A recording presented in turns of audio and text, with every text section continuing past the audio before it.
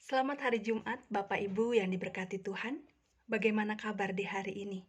Semoga kita dalam kondisi yang tetap sehat, tetap optimis, tetap berpengharapan pada Tuhan, meskipun kita masih ada di tengah masa pandemi COVID-19 ini. Firman Tuhan pada hari ini terambil dari kitab Kisah Para Rasul 16 ayat 27 sampai 31. Bapak Ibu yang diberkati Tuhan, dihukum karena melakukan kejahatan tentu itu adalah hal yang wajar. Akan tetapi kalau dihukum karena difitnah telah melakukan pelanggaran, tentu ini merupakan sesuatu hal yang menyakitkan. Inilah yang terjadi pada Paulus dan Silas. Di Filipi dikisahkan bahwa mereka berjumpa dengan seorang perempuan petenung yang jasanya biasa dipakai oleh banyak orang kaya di Filipi. Namun setelah mereka bertemu atau setelah perempuan ini bertemu dengan Paulus, perempuan petenung ini kemudian kehilangan kemampuan untuk menenungnya, yang kemudian tentu menimbulkan kerugian material bagi para pedagang yang menyewa atau membayarnya. Para pedagang ini kemudian menjadi marah besar karena kepentingan mereka terusik dan merugi akibat pengusiran roh tenung dari perempuan tersebut. Itulah yang kemudian menyebabkan Paulus dan Silas diarak ke pasar untuk kemudian diperhadapkan dengan para penguasa pada saat itu. Kepada Paulus dan Silas difitnahkan bahwa Paulus dan Silas mengajarkan sesuatu yang mereka anggap berbeda dengan ajaran umum mereka. Kemudian Paulus dan Silas dijebloskan ke dalam penjara di Filipi karena kelicikan para tuan dari hamba perempuan yang bertobat itu, yang mengangkat hukum agama sebagai isu utama yang menutupi isu ekonomi. Dan alhasil kita melihat Paulus dan Silas harus mendekam di dalam penjara. Mereka menderita di dalam penjara dengan kaki yang terbelenggu dan punggung yang terlukai. Namun kita melihat bahwa di tengah-tengah penderitaan mereka tetap berdoa, mereka tetap memuji nama Tuhan. Melalui nyanyian dan doa yang dinaikkan oleh Paulus dan Silas. Di sini Paulus dan Silas mau menyaksikan iman mereka bahwa Tuhan berdaulat atas apapun yang terjadi dalam kehidupan mereka. Baik mereka dalam kondisi sukacita atau mereka dalam kondisi menderita. Dengan doa dan pujian yang dinaikkan kepada Tuhan, mereka meyakini bahwa termasuk dalam penderitaan sekalipun Tuhan berdaulat atas kehidupan mereka. Bapak Ibu yang diberkati Tuhan, kita juga melihat di sini bahwa bukti dari apa yang diyakini oleh Paulus dan Silas terbukti ketika Tuhan mengirim gempa bumi yang kemudian membongkar semua belenggu para tahanan dan juga membuka seluruh pintu penjara. Namun mereka tidak memanfaatkan kesempatan itu. Paulus dan Silas tidak memanfaatkan kesempatan itu untuk kabur atau untuk lari atau untuk keluar dari dalam penjara. Saudaraku, sekali lagi tentu terjadinya gempa bumi yang hebat itu bukan terjadi dengan kebetulan atau bukanlah sebuah kebetulan. Peristiwa ini mau dipakai oleh Tuhan untuk menyatakan karya keselamatan Tuhan khususnya bagi kepala penjara dan seisi keluarganya.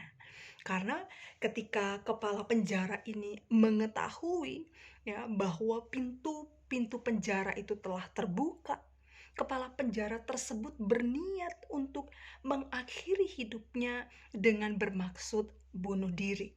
Karena dia merasa gagal menjalankan tugasnya. Apalagi dikatakan bahwa ketika gempa itu dia tertidur dan dia terbangun dari tidurnya karena peristiwa gempa itu. Nah, sehingga ketika dia merasakan adanya getaran gitu yang luar biasa itu, dia menganggap bahwa para tahanan ini pasti sudah kabur atau melarikan diri, karena itu dia hendak bunuh diri daripada dia menerima hukuman, lebih baik dia mengakhiri dirinya sendiri. Namun apa yang terjadi kalau kita lihat dalam teks kita, Paulus dan Silas, mereka berseru, mereka berteriak, lalu mereka katakan kepada kepala penjara itu, "Jangan kamu mencelakakan dirimu." Artinya Paulus dan Silas mau katakan bahwa kami masih ada di sini. Kami tidak lari. Tidak tahu ya untuk tahanan yang lain apakah lari atau tidak. Mereka berseru untuk mencegah tindakan kepala penjara tersebut. Dan di sini Paulus tentu bertindak didasari dengan kasihnya kepada orang itu atau kasihnya kepada kepala penjara itu, meskipun mereka tidak sesuku, mereka tidak seiman. Dan di sini juga kita melihat bagaimana kasih itu melampaui atau melewati sekat dan batas apapun yang menghalangi antar sesama manusia. Dan demi mendengar hal tersebut, sang kepala penjara langsung memerintahkan untuk membawa Suluh masuk ke dalam, dan dilihat bahwa begitu ketakutan ia, dan untuk meyakinkan suara yang didengarnya, dan ketika ia masuk ke dalam didapati Paulus dan Silas masih ada di sana, maka ia kemudian gemetar, ia tersungkur di hadapan Paulus dan Silas. Mungkin karena Paulus dan Silas adalah tahanan khusus, sehingga kepala penjara merasa lega karena nyawanya selamat. Saudaraku, kesempatan ini dipakai oleh kepala penjara yang hampir saja mengalami kematian, namun sekarang nyawanya selamat untuk menanyakan, apa yang harus aku perbuat agar aku atau supaya aku dapat selamat? Nah, dari pertanyaan kepala penjara ini, lalu Paulus kemudian mengambil kesempatan ini dengan merespon. Ia menjelaskan bahwa keselamatan yang sesungguhnya, yaitu keselamatan yang didapat di dalam Tuhan. Keselamatan dari kematian kekal, yaitu dengan percaya kepada Tuhan sebagai juru selamat. Karena hanya Tuhan Yesus yang sanggup untuk menolong dan mampu untuk memberikan keselamatan kepada manusia yang berlumuran dosa ini. Bapak Ibu Saudara, Bapak Ibu yang diberkati Tuhan, melalui firman Tuhan pada hari ini kita mau belajar. Kita diingatkan bahwa yang pertama, dari pengalaman Paulus dan Silas, kita belajar bahwa sukacita orang percaya itu ada di dalam hati. Sukacita orang percaya itu tidak ditentukan oleh keadaan lahiriah atau situasi dan kondisi yang menyekitarinya. Sehingga penganiayaan dan belenggu penjara sekalipun seharusnya tidak dapat melenyapkan sukacita dan damai sejahtera dalam kehidupan kita. Karena itu mari belajar dari Paulus dan Silas ya. Kiranya sukacita terus meluap di hati kita. Kita mau terus mengucap syukur kepada Allah dalam segala kondisi dan keadaan. Dengan demikian kita menjadi anak-anak Tuhan, murid-murid Kristus yang sungguh-sungguh memahami arti keselamatannya daripada Tuhan. Yang kedua, kita belajar meskipun dalam pelayanan kita tahu bahwa ada resiko, ada konsekuensi yang siap kita pikul, tetapi kita tidak perlu khawatir karena Tuhan pasti akan menolong dan melepaskan kita. Kuasa Allah akan memampukan kita untuk menghadapi kesulitan apapun. Yang terakhir kita belajar sebagaimana Paulus dan Silas, mereka diutus oleh Tuhan untuk menyelamatkan kepala penjara itu dari perihal bunuh diri. Dengan berkata, jangan mencelakakan dirimu.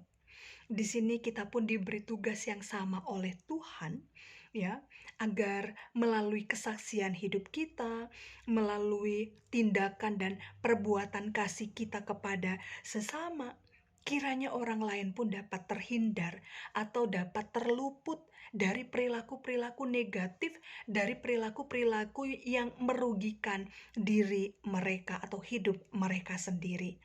Karena itu, mengingat belakangan ini kita masih hidup dalam kesukaran, masih hidup dalam kesulitan, maka sebagai orang-orang Kristen, kita harus menyadari dan memahami ada misi Tuhan yang kita emban. Karena itu kita terus diajar dan diingatkan bahwa Tuhan selalu rindu memakai kita untuk menyelamatkan sesama kita. Biarlah firman Tuhan pada hari ini boleh meneguh kuatkan kita menjalani kembara hidup. Terpujilah Kristus, Tuhan memberkati. Amin.